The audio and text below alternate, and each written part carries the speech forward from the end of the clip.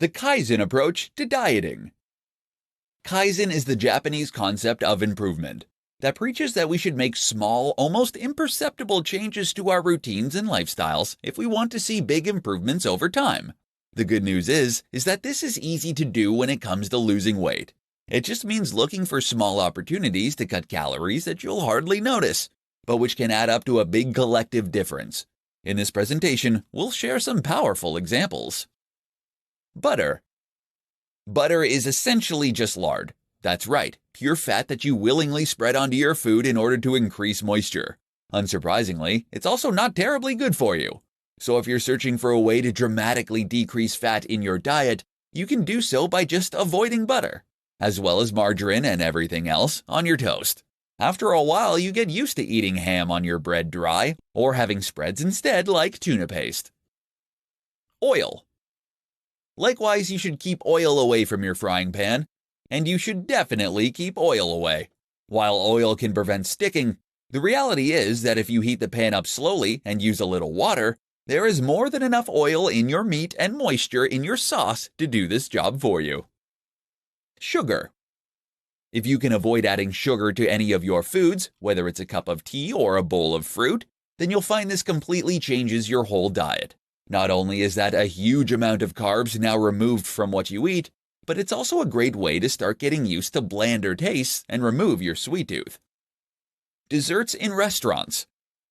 Having meals out from time to time isn't all that bad, but the insanely indulgent desserts most places serve up are. You can avoid this occasional problem by asking for a cup of coffee or latte when everyone else has cake. You'll feel much better for it, but the coffee, and the usual free chocolate, will help you to avoid feeling left out or unsociable for not joining in. Soda drinks. If you drink Coca-Cola or Pepsi, then you're doing untold damage to your teeth and your weight, consuming the equivalent of 2 Cadbury's cream eggs in sugar. Don't think that sugar-free versions get a pass either. They trigger an insulin reaction that can leave you craving sugar. Avoid soda drinks altogether then, and instead drink water, milk, and fruit juice. Small things you should stop doing right now. Kaizen is the process of continual improvement. It means doing lots of small things that take little time or effort, so that they will eventually add up to have huge benefits over time. A simple example is saving $1 a day, so that you save $365 over the course of the year.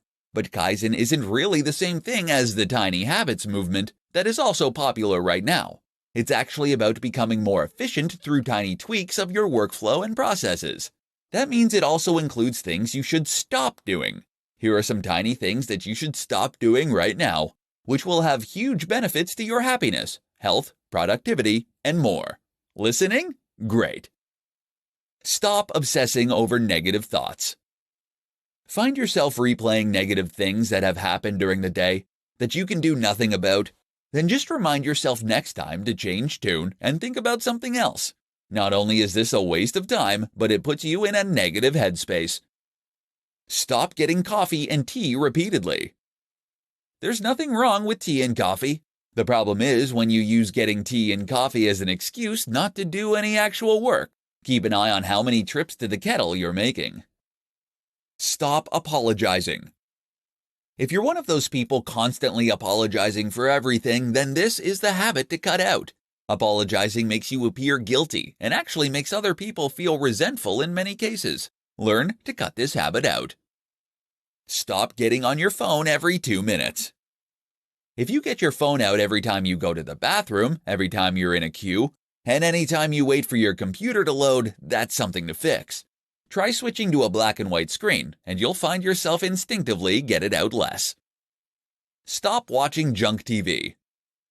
It's actually not harmless. It puts you in an unproductive, uncreative headspace. Watch something stimulating and interesting, and you'll feel much better. Stop spending money on unnecessary subscriptions. If you haven't watched Netflix in the last month, then you can get rid of it. There are other ways to enjoy an evening if you're ever stuck. And the same goes for that gym membership you never use. You'll save a lot of money, and it takes 2 minutes or less. You've been writing goals all wrong. Here's what you need to know. Writing goals is very important if you want to make yourself a success. You see, in order to be a success, you need to know what it is you want to be a success in, and you need to define that success. You can be the fastest walker in the world, but you won't get very far if you don't know where you're heading. Even just the process of writing your goals brings you one step closer to achieving them, as it makes them real and physical by putting them on paper, rather than remaining hypothetical and just dreams. But how do you go about writing these goals and making ones that you are actually likely to stick to? In this presentation, we will look at the answers to those questions. Use software. Using goal-setting software or goal-setting worksheets is a good idea to help you formulate your goals, especially if you're struggling. Goal-setting software and goal-setting worksheets are created by people who know what they're talking about and how to go about writing goals. This therefore enables you to structure your goals in a way that is essentially tried and tested. Make sure you really want them. Before you start filling out goal-setting worksheets, though, you need to know the kind of thing you want to achieve and what your chosen field is going to be. In other words, you need to decide what your passion is that you intend to follow. This is very important, as sticking to a goal requires you to be highly focused and dedicated, and that means you have to really want it. Break it down. You need to break down your big, lofty, and ambitious goals into smaller steps, and ideally, break these all the way down into things that you can do on a regular basis. So for instance, this might mean that if you want to build a better physique, your most basic level goal would be to work out at least 5 times a week for 6 months. If you stick to this basic and easy to control goal, then you should find that the overall ambition takes care of itself, and that you end up getting what it is that you want. Start simple. Accept that working out at least 5 days a week is a very hard goal, even though it might not seem that way at first. Better then is to commit to working out just twice a week for 20 minutes. This is the Kaizen approach to continual improvement, and it has been proven effective in countless scenarios.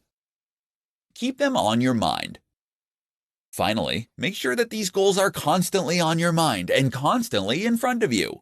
One of the best ways to do this is to simply have them written somewhere that you'll be able to see them, or several places you'll be able to see them and where you'll encounter them regularly. Get a Post-it note and stick it to your desk.